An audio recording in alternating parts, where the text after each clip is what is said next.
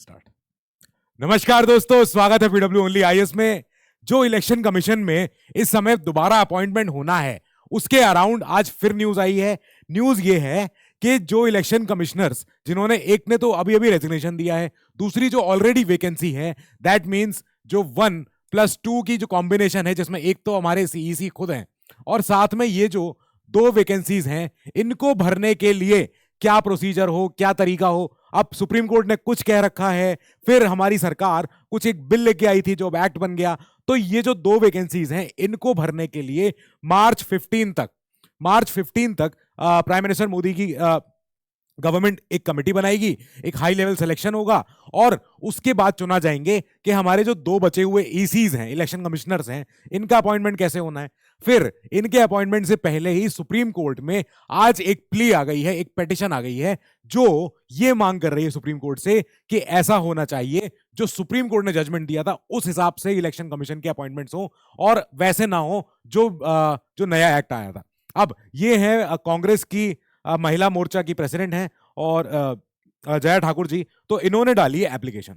अब ये तब हुआ है जब हमें पता है कि अरुण गोयल जी ने अभी अभी इस्तीफा दिया है और इस्तीफा देने के चंद 2 दिन बाद ही हमें एक तो ये जानना है कि हमारा शेड्यूल आने वाला है देश के चुनाव का, और शेड्यूल आने के पहले इकलौते जो सीईसी अभी काम कर रहे हैं उनके साथ हमें चाहिए +2 ईसीज और।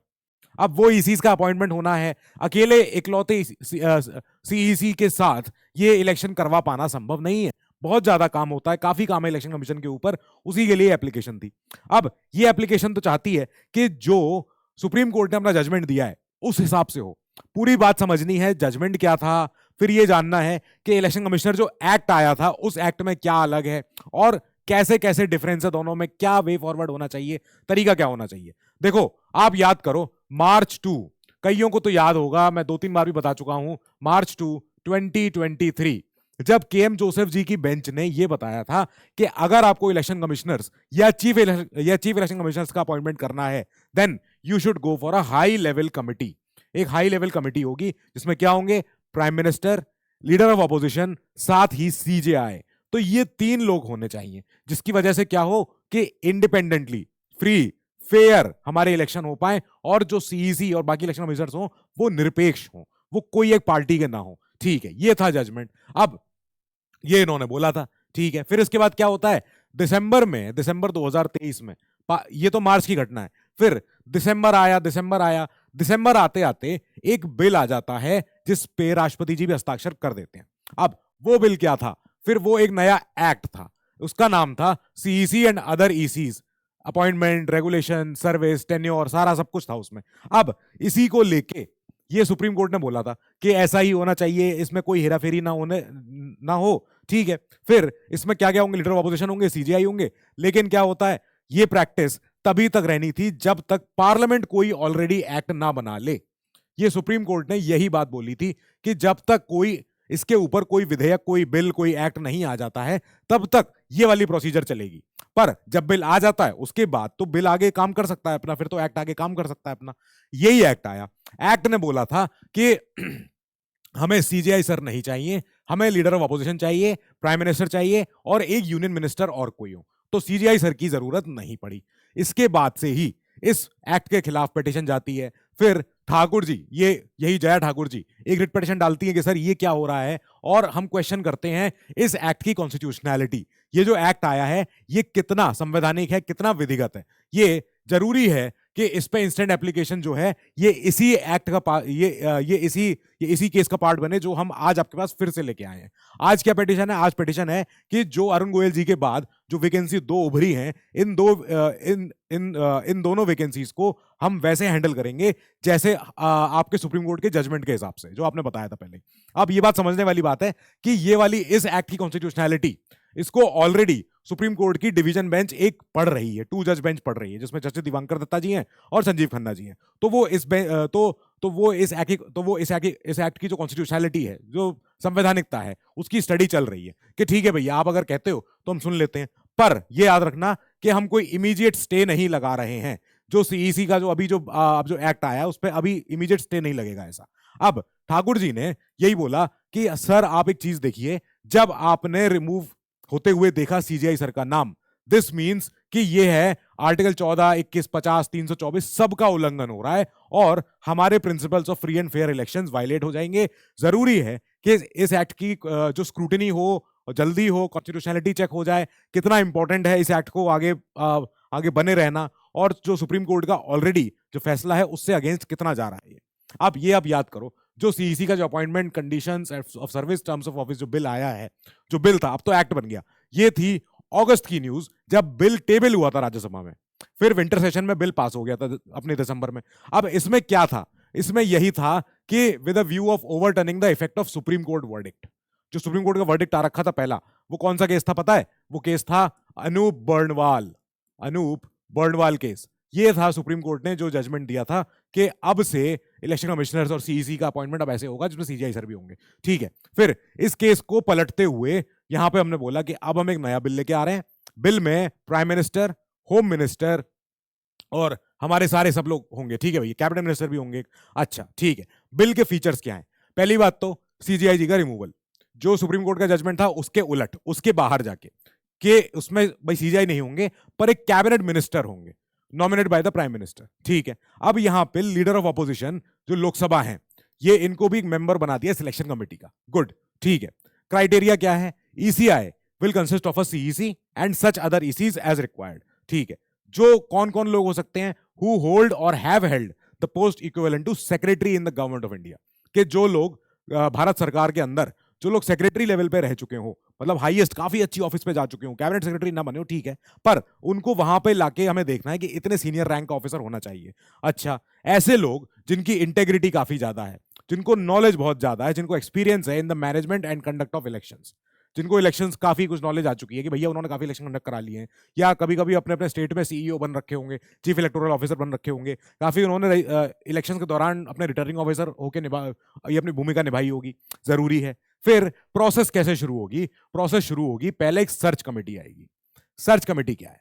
सर्च कमेटी है जो नाम ढूंढ ढूंढ के लेके आएगी, अच्छे अच्छे नाम, अच्छे अच्छे ऑफिसर्स के नाम। अब इसमें कौन होंगे? इसमें होंगे कैबिनेट सेक्रेटरी, कैबिनेट के, जो देश की जो कैबिनेट है उसके सेकी सबसे बड़े, ठीक है, वो होंगे। प्लस इसमें ऐसे 2 members not below the rank of secretary, again ये भी लोग होने चाहिए। ये 3 लोग ऐसे होंगे जो ढूंढेंगे नाम। अब इसके अलावा नाम ढूंढने के बाद ये ऐसे 5 लोगों के नाम लेके जाएंगे, ऐसे 5 नाम ढूंढ के लाएंगे कि सर ये हो सकते हैं फ्यूचर के हमारे सीईसी, इलेक्शन कमीशन। ठीक है, ओके। अब ये नाम जाएंगे सिलेक्शन कमेटी को।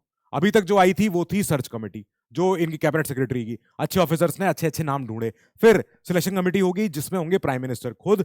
प्राइम मिनिस्टर ये तय करेंगे अपने यूनियन मिनिस्टर के साथ, लीडर ऑफ अपोजिशन के साथ, कि हम कैसे कैसे, अब ये जो 5 नाम आए हैं इनमें से हम कौन सा चुने, इनमें से हम क्या करें। ठीक है, अब इसमें सिलेक्शन कमेटी के पास ये पावर है कि वो इन 5 के अलावा भी कोई और नाम अगर उन्हें लग रहा है इंपॉर्टेंट है, अच्छा है, तो वो उनको ले सकते हैं। अब क्या है टर्म्स एंड कंडीशंस, क्या है इनके ऑफिसर्स की? अनचेंज्ड, कोई दिक्कत नहीं है। यहां पे सीईसी का कार्यकाल, ईसी का कार्यकाल सेम रहा है, दैट इज 6 इयर्स और until they reach the age of 65, जो भी पहले आ जाए, 65 साल की एज या 6 साल का कार्यकाल जो पहले पड़ जाए। यहां पे ये बात जरूरी है कि जो सैलरी है सीईसी की और ईसीस की, वो इक्विवेलेंट होगी टू द कैबिनेट सेक्रेटरी। पहले हम बात करते थे कि सीईसी और ईसी की जो सैलरी होगी वो सुप्रीम कोर्ट के जज के इक्वल होती थी। अब जब सैलरी हम किसी की ये बोल रहे हैं कि आपकी सुप्रीम कोर्ट जज के इक्वल आपकी सैलरी है, दैट मींस ओहदे में, that means warrant of precedence में आप सुप्रीम कोर्ट के जज के बराबर हैसियत रखते हो। पर अब जो आपकी सैलरी हुआ करेगी वो होगी कैबिनेट सेक्रेटरी के हिसाब से। कैबिनेट सेक्रेटरी भी हाईएस्ट पोस्ट होती है, एक ऑफिसर के कार्यकाल का सबसे हाईएस्ट पायदान होता है जब वो ऊपर जाते हैं। अब उसके इक्वल भी है, ठीक है, अमाउंट सेम है, सब कुछ सेम है, बस हमने इक्विवेलेंट टू कैबिनेट सेक्रेटरी बोलना शुरू किया है, पहले इसको इक्विवेलेंट टू सुप्रीम कोर्ट जज बोलते थे। इसके कुछ दूरगामी परिणाम हैं जो एक्स हमारे फॉर्मर सीईसीज ने हमें बताया है। फॉर्मर सीईसीज ने काफी बार बोला है कि दिस मींस अथॉरिटी का रिडक्शन हो गया है। आप ये चीज समझिए, पहले इलेक्शन कमीशन जब किसी भी मिनिस्ट्री से, किसी भी डिपार्टमेंट से सवाल जवाब करता था, रिटर्न में ऑर्डर देता था या पूछता था, तो वो एक अथॉरिटी की तरफ से आ रहा था, सुप्रीम कोर्ट के जज की हैसियत की तरह से। कमीशन ने पूछा है, आप इंक्वायरी में आप अपना आंसर लिख के लाओ। अब वो एक इक्विवेलेंट टू कैबिनेट सेक्रेटरी अगर आप हो, दैट मींस कि अब आप एक लेवल पे हो, एक तरफ कैबिनेट सेक्रेटरी भी है, एक तरफ आप ही हो। पहले आपकी rank equivalent to supreme court जज हुआ करती थी, तो एक अथॉरिटी होती थी एक क्वेश्चन करने की और आंसर पाने की, एक एक जद्दोजहद रहती थी कि हमें जल्दी आंसर चाहिए। नाउ इस एक्ट ने रिपील किया है 1991 का अपना जो पुराना सीईसी का एक्ट था, जो अभी तक रेगुलेट करता था कि कौन अपॉइंट होंगे, कैसे अपॉइंट होंगे, जो भी चीजें। यहां पे ईसीआई का बिजनेस वाज गाइडेड पहले इसके द्वारा था, अब नहीं है। अब ये जानना जरूरी है कि जहां तक हो सका हमने ये बोलना शुरू किया कि इलेक्शन कमीशन का जो कि जितना ट्रांजैक्शन है वो सब कुछ, जितना इलेक्शन कमीशन का जितना काम होता है ऊपर से नीचे तक बिजनेस दिन भर का होता है, वो सब कुछ मेजोरिटी से होना चाहिए। जहां तक हो सके मेजोरिटी की ही चलेगी, मतलब जो 1+2 का जो कॉम्बिनेशन है इसमें से मेजोरिटी ही काम करे। इसमें ऐसा नहीं हो किसी एक की चले और बाकियों की कोई नहीं सुने। तो जो मेजोरिटी का फैसला होगा वही माना जाना चाहिए। ये पहले भी था, अभी भी ये यहां तक तो हमने सेम ही रखा है। हम आगे गए, हमने कहा सर इस बिल की खासियत तो होंगी कुछ, तभी आया है बिल। यस, आया है। इसमें पहली बात, जब सर्च कमेटी की बात हुई, दैट इज वेरी गुड कि अभी तक तो सर्च कमेटी हम सुनते नहीं थे। ठीक है, सर्च कमेटी एक बहुत ही अच्छा वेलकम एडिशन है। सर्च कमेटी जिसमें कैबिनेट सेक्रेटरी होंगे, तो उनकी नजर में सारे के सारे ऑफिसर्स होंगे जो उनके नीचे होंगे। ये ऐसे नाम ढूंढ सकते हैं जो काफी काफी जिनके पास रुतबा रहा हो, काफी इन्होंने काम किया हो, काफी ये सरकार के सेक्रेटरी लेवल के अफसर तो रहे ही होंगे, तो इन्हें पता होगा कि क्या क्या करना है। 5 लोगों के नाम जब चुनने को मिल जा रहे हैं, दैट मीन्स हमें 5 ऐसे ऑथेंटिक, ऐसे इंटीग्रल हमें लोग मिलेंगे जो अच्छा काम कर रहे हैं। ये था ये है हमारा सीईसी एक्ट का अभी तक का जो हमारा, जो एक तरफ हमें जो दिख रहा है कि पॉजिटिव हाईलाइट्स हैं। ठीक है, फिर यहां पे इसमें चाहिए प्रायर, हमें ऐसे ऑफिसर चाहिए, उनको प्रायोरिटी देंगे जिन्होंने पहले इलेक्शन में काम करवाया है, जिन्होंने पहले काम किया है। ठीक है, अब रिमूवल, जो ईसीस का रिमूवल होता है, इलेक्शन कमिश्नर्स का रिमूवल, ये है कि अब इनका रिमूवल जो है और भी ज्यादा पेचीदा हो सकता है। यहां पे पहले जो इनका रिमूवल होता था, तो वो पहले सुप्रीम कोर्ट के जज की तरह, इंपीचमेंट की तरह। अब यहां पे ये डिमांड कई समय से हो रही थी। ठीक है, ये बहुत ही एक्सट्रीम इंपॉर्टेंट प्रोविजन था बिल का कि ये चाहते हैं कि जो 2 इलेक्शन कमिश्नर्स होंगे from removal, bringing them on par with the CEC. अब सीईसी का तो हम कहते हैं भैया, सीईसी का जो रिमूवल होगा वो तो बहुत ही हाई, एकदम हाई वोल्टेज टेस्ट हो जाएगा कि जब हमें सुप्रीम कोर्ट के जज की तरह इनको इंपीच करना हो। पर बाकी जो 2 बचे इलेक्शन कमिश्नर्स हैं, उनके लिए कोई ऐसी सुविधा नहीं थी, वो हो गई सही। अब इस बिल के अराउंड जो कंट्रोवर्सी है, जो कंसर्न्स हैं, एक बार वो देख लेते हैं। यहां पे एक क्लॉज है कि सिलेक्शन कमेटी जो है, जो प्राइम मिनिस्टर वाली, वो committee can choose anyone from outside the shortlist. ये हो रहा है, ये क्लॉज ठीक नहीं है। ऐसे में जो सर्च कमेटी आप 5 नाम अगर ढूंढ के लाए, तो और फिर सिलेक्शन कमेटी कहते हैं कि नहीं नहीं, हमारे पास 2 नाम और हैं, उनको भी एक बार हमें अभी सोचना चाहिए, तो ठीक है, फिर short listing committee, search committee की जरूरत क्या है फिर तो। अच्छा ठीक है, कमिश्नर्स जो पहले सुप्रीम कोर्ट के जज के बराबर इक्वेट होते थे, अब दे आर बीइंग डाउनग्रेडेड। इससे प्रॉब्लम आएगी। इसमें ये जो हमारा वारंट ऑफ प्रेसिडेंस होता है, वारंट ऑफ प्रेसिडेंस क्या होता है? सबसे पहले राष्ट्रपति, फिर उपराष्ट्रपति, फिर प्राइम मिनिस्टर, फिर गवर्नर्स, फिर फॉर्मर प्रेसिडेंट्स, फिर फॉर्मर अपने फिर सीजीआईजी, फिर स्पीकर ऑफ लोकसभा। अब यहां पे आते थे इस समय तक सीईसी और बाकी इलेक्शन कमिश्नर्स। ठीक है, अब यहां पे जो लास्ट वाला 11 वाला जो कॉलम है, इसमें होते हैं cabinet secretary, attorney general, LGs और principal secretary to the prime minister. तो सीईसी इसका जो पहले इक्विवेलेंस जो ऊपर यहां हुआ करता था, वो अब डाउनग्रेड हो गई, यहां आ जा रहा है। सैलरी में, अमाउंट में दिक्कत नहीं है। It's the warrant of precedence, it's the order of precedence. Precedence समझते हैं आप? प्रेसिडेंस मतलब होता है कि किसको आप पहले ऊपर रख रहे हैं, ऑर्डर ऑफ प्रेसिडेंस। अब प्रेसिडेंस ये ऐसा नहीं है कि इसका मतलब ये है कि अगर देश में कोई नहीं हुआ तो अगला राष्ट्रपति कौन होगा, फिर उसका फिर अगला पीएम कौन होगा। This is for protocol, this is for protocol कि आप सबसे पहले जो प्रेसिडेंट्स के हिसाब से सबसे पहले आपके सामने चेयर किसकी होनी चाहिए, फिर उनके बराबर में, फिर उनके पीछे, फिर उनके पीछे, फिर उनके पीछे, ऐसे करके। अब यहां पे हमारा जो हम देख रहे हैं कि जो अथॉरिटी है, जो रैंक है, वारंट ऑफ प्रेसिडेंस है, वो कम हो गई है, वो गिर गई है। क्या कुछ और अच्छे मेथड हो सकते हैं इस पे, इस एक्ट के अराउंड, इस बिल के अराउंड? यस, हो सकते हैं। कि अगर आपको परफेक्ट करना है, ठीक है, अगर आपको इस मॉडल को बढ़िया बनाना है, चाहे आप सुप्रीम कोर्ट के वर्डिक्ट के हिसाब से जाइए कोलेजियम बना के, चाहे आप ये जो बिल आया राज्यसभा का, ये तो एक्ट आ गया है, अगर आप इसके हिसाब से जाएं, तो ये तब हो, इसमें अच्छी क्रेडिबिलिटी तब आएगी जब हम बोलें कि सिलेक्शन कमेटी में जो भी डिसीजन आए, वो आए यूनानिमस वर्डिक्ट के साथ।